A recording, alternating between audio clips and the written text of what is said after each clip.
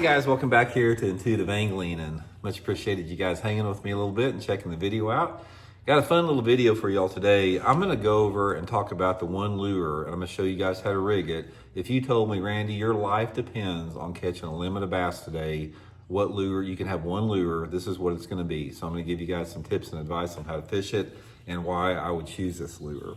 Also, guys, you may have heard me talking about it. I'd like everybody to check out, if you guys are looking for a freaking incredible bait cast reel at a great price, check out this new Cast King ALTI bait cast reel. It's the first reel that has a true titanium spool, 11 ball bearings. It's got the Halo Vortex braking system on it that makes it next to impossible to backlash. Watch this, guys. I'll cast it. I'm not even going to put my finger on the thumb here.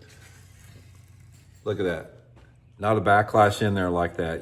I've never seen a reel that you can cast without having to thumb it before. So if you're interested in guys and checking those out, I'll put the Cast King link in the description of this video.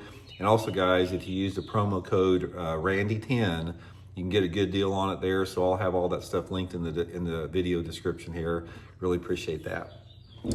Okay guys, let's talk a little bit about this. There are a lot of lures that catch limits of fish, and there's a lot of lures that will catch fish in different conditions. And one of the things that you'll find out about most fishing lures is they are very situational. Now what I mean by that, they're situational in terms of water temperature and water clarity, and different parts of the country that some of them work better than others.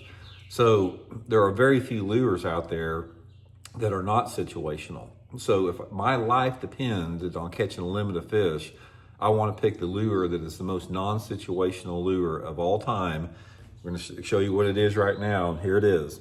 It's a 4.5 inch Zoom Finesse worm in the green pumpkin. And I'm going to pair it, guys, with a 1/16 ounce shaky head. This is the Gamakatsu tricky head here. Also, guys, I'll link the tricky head and my worm and my tackle warehouse link in the description of this video.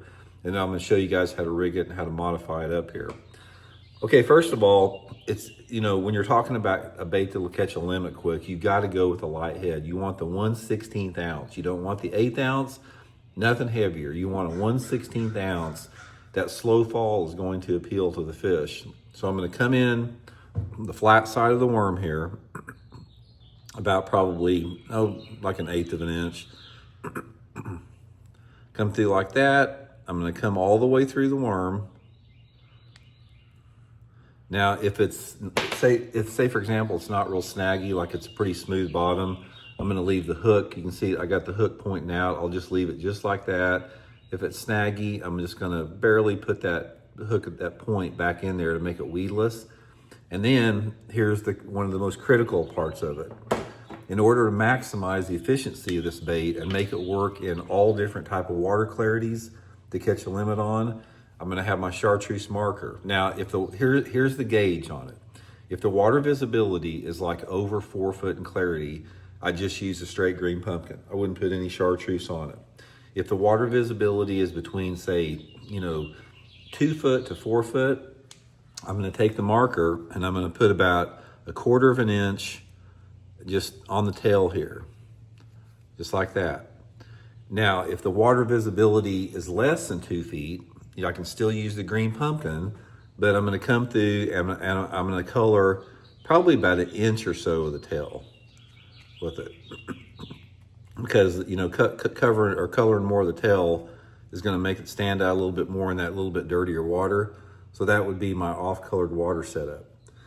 This right here, guys, is the #1 bait to catch you a quick limit of bass. It's like, I don't care if you're fishing in Florida, if you're fishing in Texas, or if you're fishing in the Ozarks, if you're fishing in California, whatever, this is going to get you the fastest limit of bass for all 3 species. Now, that's another thing about bass fishing, is that largemouth bass, spotted bass, and smallmouth bass, a lot of them, they have specific lures that they like better than others. In other words, like your spotted bass and your smallmouth bass a lot of times prefer a little bit smaller lures, a little smaller swim baits. Largemouth maybe a little bit bigger. 4-inch trickworm, guys, is one thing that appeals to all 3 species, including shoal bass, even that. And again, it works. I don't care if it's cloudy, if it's sunny. I don't care if the wind's blowing 20 miles an hour.